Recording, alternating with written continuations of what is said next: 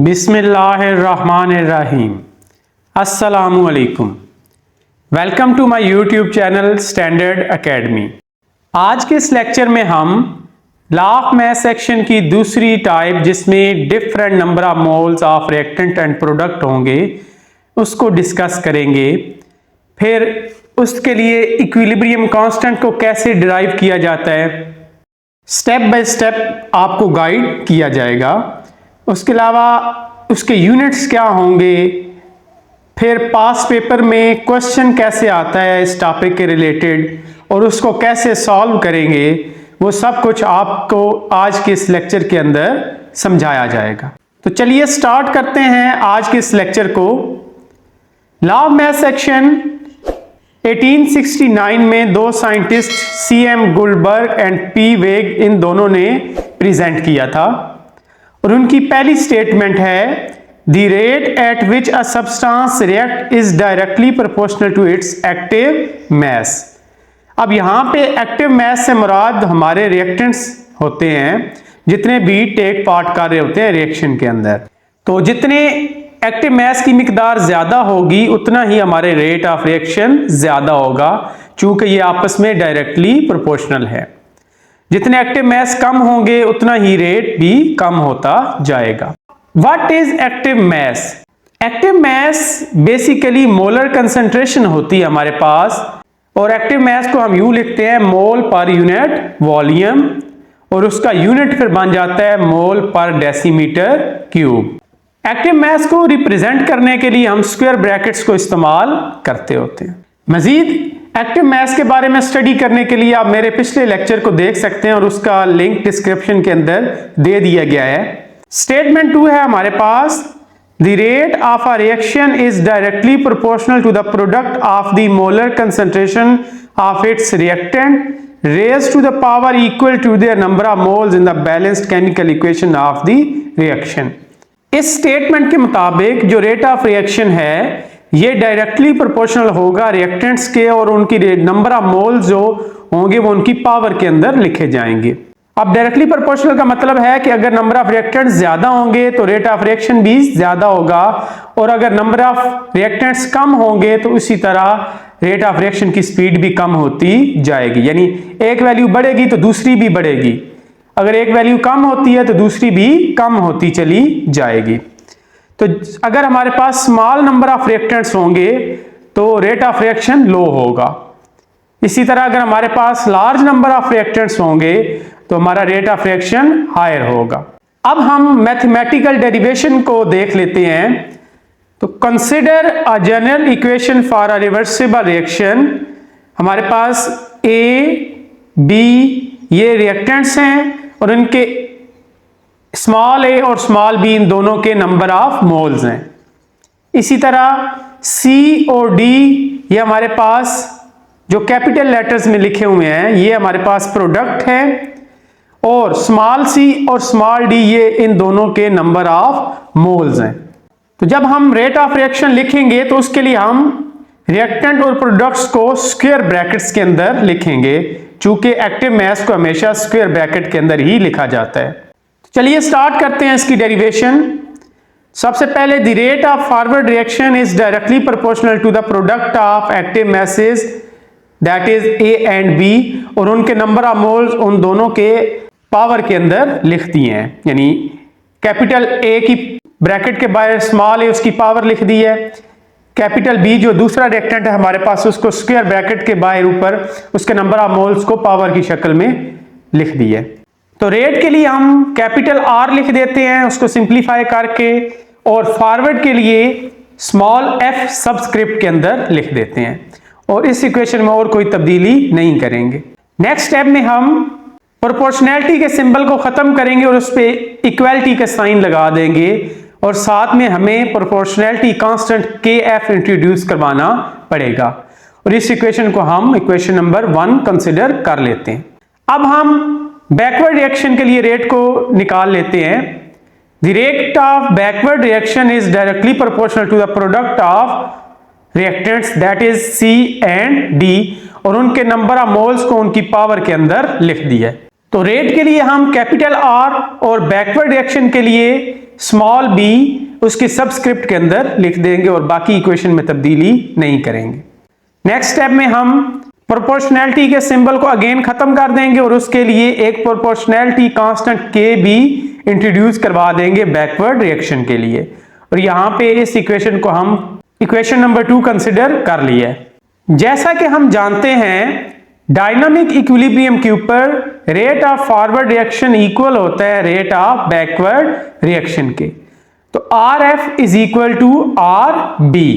तो इक्वेशन 1 और 2 को जब हम कंपेयर करेंगे तो उनकी राइट साइड एक दूसरे के इक्वल आ जाएंगी। तो कुछ यूं इक्वेशन बनेगी हमारे पास K F into capital A with power small A into capital B with power small B is equal to K B into capital C जिसकी पावर स्मॉल सी है इंटू कैपिटल डी जिसकी power small D है। अब हम सिर्फ rearrange करेंगे equations को। जो के बी है वो लेफ्ट साइड पर आ जाएगा डिनोमिनेटर के अंदर और जो लेफ्ट साइड पे रिएक्टेंट्स है A B with power small A and small B वो राइट साइड पे चले जाएंगे डिनोमिनेटर के अंदर। K F over K B की रेशियो को हम इक्विलिब्रियम कांस्टेंट कंसीडर करते हैं और उसके लिए रिप्रेजेंटेशन है के कैपिटल और स्मॉल सी इन सबस्क्रिप्ट। तो final form of molar concentration कुछ यूं बन जाएगी के C is equal to molar concentration of products that is C and D और उनके नंबर ऑफ मोल्स उनकी पावर में लिखेंगे और ये न्यूमरेटर के अंदर लिखे जाएंगे, जबकि डिनोमिनेटर के अंदर हमारे पास molar concentration of reactants A and B होगा और उनके नंबर ऑफ मोल्स उनकी पावर में लिख देंगे। तो लॉ ऑफ मास एक्शन हमें बेसिकली रिलेशनशिप देता है एक्टिव मासेस ऑफ रिएक्टेंट्स और रेट ऑफ रिएक्शन के बारे में। तो अब हम इस इक्वेशन के मुताबिक इक्विलिब्रियम कांस्टेंट को डिफाइन कर लेते हैं। It is the ratio of product of molar concentration of products raised to the power of coefficient to the product of molar concentration of reactant raised to the power of coefficient। यानी जितने भी number of moles होंगे product के वो जो product सी और D होगा उसकी पावर बन जाएंगे और इसी तरह जो नंबर ऑफ मोल्स होंगे रिएक्टेंट ए और बी के वो इन दोनों की पावर के अंदर लिख देंगे। नेक्स्ट क्वेश्चन है how can we write equilibrium constant expression. उसके लिए हम इक्विलिब्रियम कांस्टेंट की इक्वेशन को इस्तेमाल करेंगे जिसमें प्रोडक्ट्स न्यूमरेटर के अंदर लिखे जाते हैं और नंबर ऑफ मोल्स उनकी पावर के अंदर और रिएक्टेंट्स डिनोमिनेटर के अंदर लिखे थे हम और उसकी जो नंबर ऑफ मोल्स होंगे वो उसकी पावर बन जाएंगे। इसको बेहतर अंदाज में समझने के लिए कुछ एग्जांपल्स को हम सॉल्व कर लेते हैं। फॉर एग्जांपल हमारे पास एक प्रोसेस है जिसमें नाइट्रोजन गैस और हाइड्रोजन गैस आपस में रिएक्ट करते हैं और वो मिलकर अमोनिया बना देते हैं। तो लेफ्ट साइड पे हमारे पास रिएक्टेंट है, राइट साइड पर हमारे पास प्रोडक्ट है। तो rate of forward reaction RF is equal to molar product of molar concentration of reactant that is N2 and H2 और हाइड्रोजन के जो नंबर ऑफ मोल 3 हैं तो वो उसकी पावर के अंदर लिख देंगे, जबकि नाइट्रोजन के नंबर ऑफ मोल 1 है तो वो हम लिखेंगे नहीं। तो rate of backward reaction RB is equal to molar concentration of NH3 और उसके नंबर ऑफ मोल्स 2 हैं वो उसकी पावर में हमने लिख दी हैं। तो इक्विलिब्रियम कांस्टेंट एक्सप्रेशन कुछ इस तरह बनेगा Kc is equal to molar concentration of NH3 जिसकी पावर 2 होगी to the number of molar concentration of N2 and H2 और हाइड्रोजन के नंबर ऑफ मोल जो 3 है वो उसकी पावर में लिख देंगे।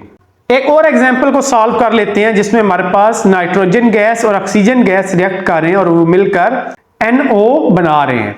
तो rate of forward reaction RF is equal to molar concentration of N2 and O2 या दोनों आपस में मल्टीप्लाई हो जाएंगे। तो इसी तरह rate of backward reaction RB is equal to molar concentration of NO और उसके नंबर ऑफ मोल जो 2 हैं वो इसकी पावर में हमने लिख दिए हैं। तो फाइनल फॉर्म इक्विलिब्रियम कांस्टेंट की कुछ यूं होगी Kc is equal to molar concentration of NO और उसकी पावर 2 डिनोमिनेटर के अंदर product of molar concentration of reactant that is N2 and O2। अब हम देख लेते हैं कि बोर्ड के एग्जाम्स के अंदर क्वेश्चंस किस तरह आते हैं इस टॉपिक से रिलेटेड। तो तो सबसे पहला क्वेश्चन है जो कि लॉन्ग क्वेश्चन है, जो अभी रिसेंटली 2024 के पेपर में भी आया हुआ था। Derive the expression for equilibrium constant for a general equation. ये इक्वेशन आपको नीचे लिखी गई है। तो कहा गया है कि इसके लिए इक्विलिब्रियम कांस्टेंट को डिराइव करें। तो इट मींस कि ये पूरे का पूरा टॉपिक जो अभी तक हमने पढ़ा है वो इसके अंदर हमें लिखना पड़ेगा। सबसे पहले हम डिफाइन करेंगे लॉ ऑफ मास एक्शन को, और उसके बाद उसकी मैथमेटिकल डेरिवेशन करेंगे और के सी की वैल्यू जिसको हम इक्विलिब्रियम कांस्टेंट कहते हैं उसको डिराइव करेंगे इस इक्वेशन के मुताबिक। नेक्स्ट क्वेश्चन है व्हाट इज इक्विलिब्रियम कांस्टेंट, जो कि शॉर्ट पॉइंट ऑफ व्यू से पूछा जाता है, तो वो मैंने आपको डिफाइन कर दिया है। Next question, right equilibrium constant for a general equation. ये इक्वेशन आपको दी गई है और कहा गया है कि इसके लिए इक्विलिब्रियम कांस्टेंट के सी को डिराइव करें। तो इसका सॉल्यूशन मैं आपको बता देता हूं। जो प्रोडक्ट है PCl5 फास्फोरस पेंटाक्लोराइड, उसको हम न्यूमरेटर के अंदर लिखेंगे, जबकि रिएक्टेंट्स जो फास्फोरस ट्राइक्लोराइड और क्लोरीन गैस है, इन दोनों को हम डिनोमिनेटर के अंदर प्रोडक्ट की शक्ल में लिख देंगे।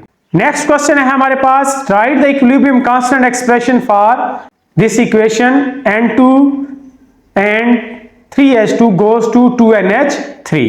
तो इसके लिए पहले भी हम एक्सप्लेन कर चुके हैं कि केसी वैल्यू कैसे लिखेंगे। अब जस्ट मैं यहां पे फाइनल फॉर्म उसकी आपको दिखा देता हूं, जिसमें अमोनिया को न्यूमरेटर के अंदर लिखा गया और उसके नंबर ऑफ मोल्स को पावर में लिख दिया है, और डिनोमिनेटर के अंदर दोनों रिएक्टेंट्स को मल्टीप्लाई कर दिया और हाइड्रोजन के नंबर ऑफ मोल्स को पावर की शक्ल में लिख दिए। Next question is right equilibrium constant for a general equation. ये इक्वेशन आपको दी गई है जिसके लिए आपने इक्विलिब्रियम कांस्टेंट एक्सप्रेशन के सी को लिखना है। तो जो प्रोडक्ट होंगे उसको हम न्यूमरेटर के अंदर प्रोडक्ट की शक्ल में लिख देंगे। प्रोडक्ट का मतलब यहां पे होता है मल्टीप्लाई करना, और रिएक्टेंट्स को हम प्रोडक्ट की शक्ल में लिखेंगे, यानी मल्टीप्लाई की शक्ल में CO इंटू H2 और हाइड्रोजन के नंबर ऑफ मोल्स उसकी पावर में लिख देंगे। लास्ट क्वेश्चन है हमारे पास, derive the expression for equilibrium constant for synthesis of nitrogen monoxide from N2 and O2।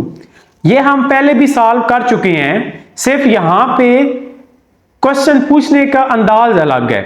तो इसके लिए पहले हमें इक्वेशन खुद से लिखनी पड़ेगी, N2 plus O2 goes to 2NO, और इसके लिए इक्विलिब्रियम कांस्टेंट एक्सप्रेशन जो प्रोडक्ट है वो न्यूमरेटर के अंदर आ जाएगा, और जो रिएक्टेंट्स हैं वो मल्टीप्लाई की शक्ल में मोलर कंसंट्रेशन के अंदर हम डिनोमिनेटर के अंदर लिख देंगे।